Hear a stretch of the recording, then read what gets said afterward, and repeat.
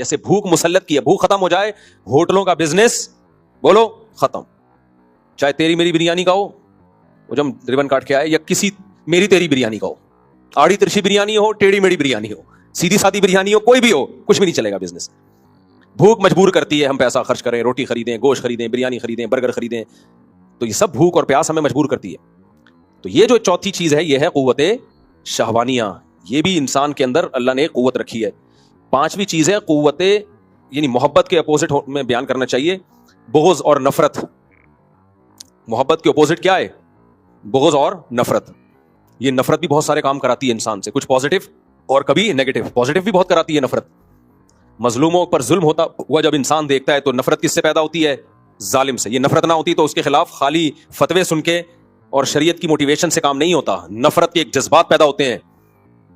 تبھی تو لوگ ہم سے کہتے ہیں غزہ میں جو ظلم ہو رہا ہے مفتی صاحب فتوا دو. اب دیکھو فتوا نکلوا رہے ہیں خود سے, کیا خیال ہے؟ صحیح ہے, اچھا جذبہ ہے یہ لوگوں میں. بھائی آپ کیوں نہیں دے رہے؟ دے چکے ہیں بہت سے لوگ فتوا, بڑے بڑے علماء, ہم بھی اور سب لوگ دے چکے ہیں, لیکن پھر بھی لوگ کہتے ہیں بار بار دو, بار بار دو.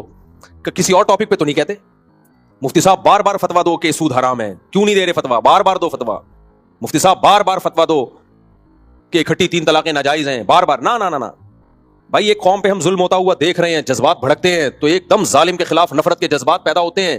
وہ جذبات ابھارتے ہیں انسان کو, بھائی اس پہ کام ہونا چاہیے, ظالم کو پکڑو, جا کے مارو اس کو, روکو اس کو, بائیکاٹ کرو اس کا. تو یہ کام کون کرا رہا ہے؟ نفرت, بغض. سمجھتے ہو کہ نہیں سمجھتے؟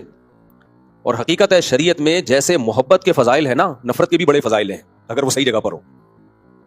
اگر صحیح جگہ پر ہو تو شریعت میں جیسے محبت کے فضائل ہیں ایسے ہی بولو نفرت کے بھی ہیں. اسلام ہمیشہ محبت کا درس نہیں دیتا, بہت جگہوں پر نفرت اور بغض کا درس دیتا ہے. تبھی حدیث میں آتا ہے کہ الحب فی اللہ والبغض فی اللہ. جو اللہ کی نظر میں سب سے کامیاب ترین لوگ ہیں نا, جن کو اللہ اپنے عرش کے سائے میں جگہ دے گا, ان میں وہ لوگ بھی ہیں جو محبت بھی اللہ کے لیے کریں اور بغض بھی اللہ کے لیے کریں. قرآن کیا کہتا ہے؟ رحماء اشداء علی الکفار رحماء بینہم. صحابہ کی صفت بیان کی, یہ کافروں پہ, جو جنگ لڑنے والے کافر ہیں وہ مراد ہیں, جو میدان جنگ میں لڑتے ہیں مسلمانوں سے, ان پہ بہت سخت ہیں, یہ نرم نہیں ہے, ان پہ ترس نہیں آتا ان کو. اور رحماء بینہم, آپس میں کیا ہے؟ رحم دل. ظالم پہ ترس آنا یہ بے موقع ہے. تبھی جو ڈاکوؤں کو پکڑ کے کوٹ رہے ہوتے ہیں اور جو ان کو بچا رہے ہوتے ہیں نا, میرا دل چاہتا ہے بچانے والے کو بھی اسی کے ساتھ لٹا کے کوٹو. یہ بے موقع ترس آ رہا ہے آپ کو. ڈاکو پہ اگر ترس آ رہا ہے تو آپ, اس کا مطلب آپ کے سافٹ ویئر اپڈیٹ کرنے کی ضرورت. یہ ڈاکو پہ جب اس ڈاکو کو چاہیے آپ کو بھی لوٹے, آپ کے بھی کسی بچے کو قتل کرے, شہید کرے, پھر ہم دیکھیں گے کتنا ترس آتا ہے آپ کو اس ڈاکو پہ. میں نیو کراچی میں امام تھا, ایک صاحب آئے, مجھے نوجوان بچہ تو نہیں تھا, نوجوان آدمی ٹائپ کا ہی پورا, کہنے لگا مفتی صاحب یہ نیو کراچی میں جب ڈاکوؤں کو پکڑ کے لوگ مارتے ہیں مفتی صاحب یہ بہت زیادہ مارتے ہیں, مفتی صاحب پلیز آپ بیان کریں, ایسے نہ مارو. کہہ رہے ہیں اس بیچارے کا حال کیا کر دیتے ہیں یہ مار مار کے. نیو کراچی میں اگر کوئی ڈاکو پکڑا جائے نا تو بہت ہی اس کا حشر نشر کرتے ہیں وہ. تو میں نے ان سے کہا, میں نے کہا ٹھیک ہے میں بیان کروں گا, ڈاکوؤں کو پھولوں سے مارا کریں, پیار سے مارا کریں, یوں کر کے ایک یوں چماٹ مارا کریں ڈاکوؤں کو. خدا کے بندے, ڈاکوؤں نے کتنے, جب جوان بیٹوں کی لاشیں گھر میں آتی ہیں جن کو ڈاکوؤں نے مارا ہوتا ہے, ماں باپ پہ کیا قیامت گزرتی ہے. جوان بیویوں کے جوان شوہر, جب جوان عورتیں بیوہ ہوتی ہیں, ہوا نا سویڈن سے میاں بیوی کا جوڑا آیا ادھر عید کے موقع پہ, اور ڈاکوؤں نے مار دیا اس بیوی کے سامنے اس کے جوان شوہر کو, اور ایک چھوٹا بچہ, وہ بچہ بھی اپنے باپ کی لاش کو تڑپتا ہوا دیکھ رہا ہے. کیا گزری کہ ساری زندگی کے لیے وہ مینٹلی وہ متاثر ہو گیا. اب سامنے اپنے بچہ باپ کو تڑپتے ہوئے دیکھ رہا ہے اور بیوی اپنے شوہر کو تڑپتے ہوئے دیکھ رہی ہے. اور اس ڈاکو پہ ہمیں سمجھایا جا رہا ہے کہ کیا کھاؤ. تو ڈاکو کے بارے میں فتوا نہیں دے رہا, لیکن لوگوں کا جو طریقہ ہے وہ یہی ہے کہ جیسے تیسے ہو اس کو مارو جان سے. لوگ یہ کرتے ہیں, میں نہیں کہہ رہا کہ ایسا کرنا چاہیے کہ نہیں کرنا چاہیے, لیکن پبلک ایسا کرتی ہے. وجہ اس کی ہے کہ پبلک کے پاس اس کے علاوہ کوئی آپشن بولو ہے نہیں. پبلک کہتی ہے اور کیا کریں, پھر کیا کریں, پولیس کے حوالے کرنا چاہیے. تو پولیس کیا کرے گی؟ پولیس خود مجبور ہے, پولیس اس کو کورٹ میں لے کے جائے گی. کورٹ میں کوئی گواہی دینے کے لیے جاتا ہی نہیں ہے, کیونکہ جو گواہی دینے جائے گا اس کو پتا ہے اگلا نمبر اس کا ہے. تو پولیس بھی مجبور ہے, وہ کورٹ میں لے جائے گی. ویسے تو پولیس بھی کافی گنا دھو دیتی ہے اس کے لے جا کے نا, کافی چترول لگا کے وہ اپنے ہاتھ مضبوط کرتے ہیں اس کے اوپر.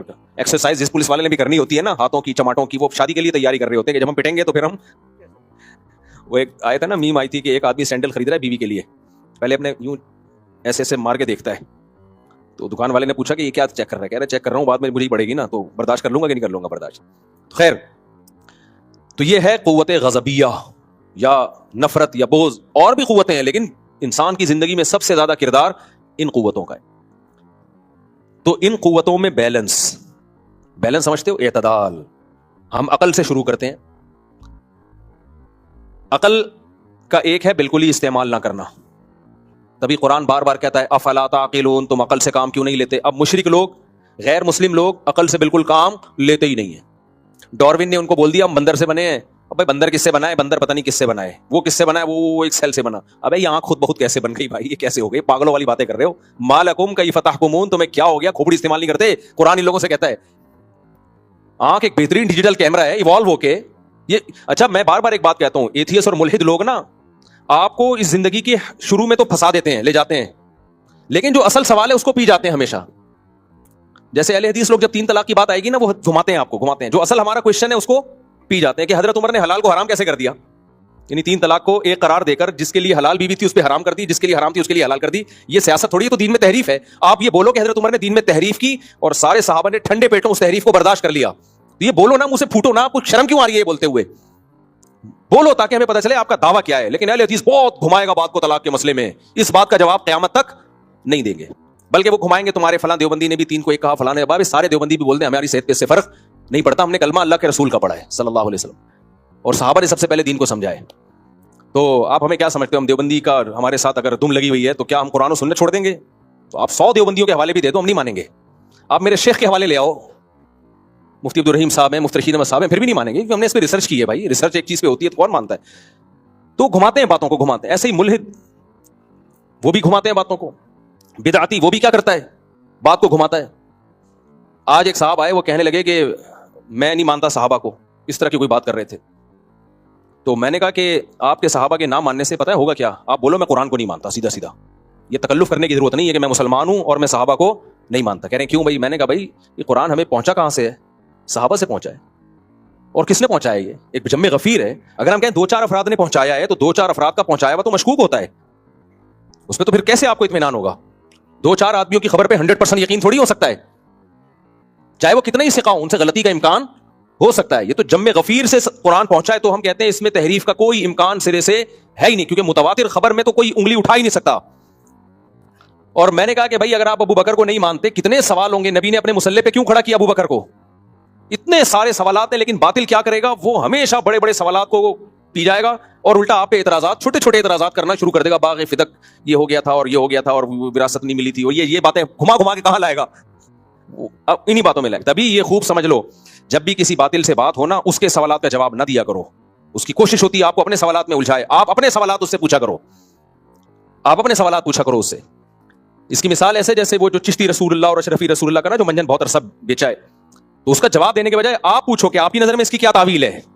اگر آپ تعویل نہیں کرتے اور کہتے ہیں انہوں نے کلمہ پڑھایا ہے, تو آپ ان کو کافر کیوں نہیں بولتے؟ پھر ان کو بھی کافر بولو, اور جو ان کو مسلمان بول رہے ہیں ان کو بھی کیا بولو؟ کافر بولو. پھر آپ تحریک چلاؤ, جیسے ختم نبوت کے لیے علماء نے تحریک چلائی, کورٹ سے قانون پاس کروایا کہ مرزا غلام احمد بھی کافر اور جو اس کو مسلمان مانے وہ بھی کافر. پھر آپ ایسی تحریک چلاؤ کہ جو مانتے ہیں کہ معین الدین چشتی نے کلمہ پڑھایا, اشرف علی رسول اللہ نے کلمہ پڑھایا, اور ان کو پھر بھی مسلمان بھی کہتے ہیں اور ان کو فالو بھی کرتے ہیں, تو یہ سارے دائرے اسلام سے کیا ہیں؟ خارج ہیں. تو باطل کے سوالات کا جواب دو گے نا, وہ تو ہمیشہ وہ آپ کو ڈیفینس میں لے کر آئے گا. اس سے سوال پوچھا کرو گے, یہ سوال کا جواب آپ نے دینا ہے, ہم نے تھوڑی دینا ہے. ہم جب میڈیشن کا کورس کر رہے تھے نا ثالثی کا, تو ایک بڑی زبردست چیز ہمیں بتائی گئی. میڈیٹر ہوتا ہے نا جو 2 پارٹیوں میں سلو کرواتا ہے, تو ایک اس کورس میں بڑی زبردست ایک چیز ہمیں بتائی گئی. علماء کا کو بہت دفعہ موقع ملتا ہے نا 2 پارٹیوں میں صلح کرانے کا. اس میں جو سب سے پوائنٹ کی چیز ہم نے سمجھی ہے, انہوں نے کہا کبھی بھی کسی فریق کی طرفداری نہ کرنا, یعنی یہ شو بھی نہ کرنا کہ ہم اس کی طرف ہیں, اگرچہ آپ کو یقین ہو جائے کہ یہ درست ہے, یہ حق پر ہے. کیونکہ آپ جج نہیں ہیں, آپ کو ایز اے جج نہیں بلایا گیا کہ فیصلہ کریں کون صحیح ہے کون غلط, آپ کو صلح کے لیے بلایا گیا ہے. تو پہلے اپنی پوزیشن واضح کرنی ہے کہ 2 پارٹیاں ہمارے پاس آئی ہیں, مثال میاں بیوی آگے جھگڑا کر کے, یا چاچا اور بھتیجوں کی وراثت کا جھگڑا ہے, تو پہلے آپ نے ان سے فیصلہ کروانا ہے. 3 چیزیں الگ الگ ہوتی ہیں اس میں, آپ لوگ بھی یہ سیکھ لیں جو خاندانوں کے بڑے ہوتے ہیں نا, ان کو بھی بعض دفعہ خاندانوں میں فیصلہ کرنا ہوتا ہے کہ 3 پوزیشن اپنی واضح کریں کہ میں کیا, میرے پاس کس طور پر آئے ہو. یا تو مجھے جج بنا کے آئے ہو کہ میں فیصلہ کروں گا, یا مجھ سے مفتی کے طور پہ پوچھنے آئے ہو کہ شریعت کا حکم بتا دوں, یا مجھ سے صلح کروانے آئے ہو. سمجھ رہے ہو بات کو کہ نہیں سمجھ رہے؟ یہ تینوں چیزیں کیا ہیں بولو؟ الگ الگ ہیں. اگر دونوں پارٹیاں مجھے کہہ دیتی ہیں نا مفتی صاحب ہم آپ کو ایز اے مفتی آپ کے پاس آئے ہیں کہ آپ فتویٰ دیں, تو فتوے میں پھر سیدھا سیدھا جو شریعت کا حکم ہے وہ ان کو بیان کر دیا جاتا ہے, بیان کر دیا جاتا ہے. یہ لو بھائی, اب اس میں جو سچویشن بتائے گا اس کو اس کے حساب سے فتویٰ دے دیا جائے گا. مثال کے طور پر شوہر نے کہا کہ میں نے طلاقیں نہیں دی ہیں, بیوی کہہ رہی ہے میں نے دی ہیں, تو ہم بیوی سے کہیں گے آپ سوال لکھ کے دو. بیوی کہے گی میں نے اپنے کانوں سے 3 طلاقیں سنی ہیں. تو میں کیا جواب لکھوں گا؟ اگر آپ نے اپنے کانوں سے سنی ہے تو آپ اپنے شوہر پہ حرام ہو گئی، یہ لو فتوا۔ وہ کہے گا میں نے تو نہیں دی، ہم کہیں گے فتوا لکھے، وہ کہہ رہے اللہ کی قسم میں نے نہیں دی ہے، ہم کہیں گے اگر آپ نے واقعی نہیں دی ہے تو یہ آپ کی بیوی ہے، یہ لو فتوا، ٹھیک ہے نا؟ فتوا کیا ہے؟ جو سوال ہے اس کے حساب سے شریعت کا حکم بولو، بتا دیا اس کو۔ تو میں ان سے پہلے پوچھتا ہوں بھائی آپ مجھے، میری پوزیشن کیا ہے؟ ایز اے مفتی آئے ہو؟ اچھا وراثت میں جھگڑے چل رہے ہوتے ہیں تو وہ آتے ہیں میرے پاس، میں کہتا ہوں بھائی ایز اے مفتی تو یہ وراثت کا یہ مسئلہ ہے، ابا کا اتنا حصہ، اماں کا اتنا حصہ، فلانے کا اتنا حصہ، ڈمکانے کا اتنا حصہ۔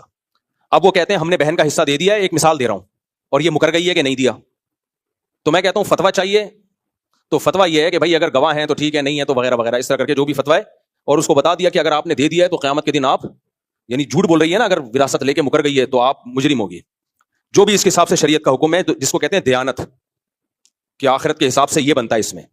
اگر وہ کہتے ہیں کہ نہیں آپ جج کے طور پر، تو پھر ہم اس سے گواہ مطالبہ کرتے ہیں۔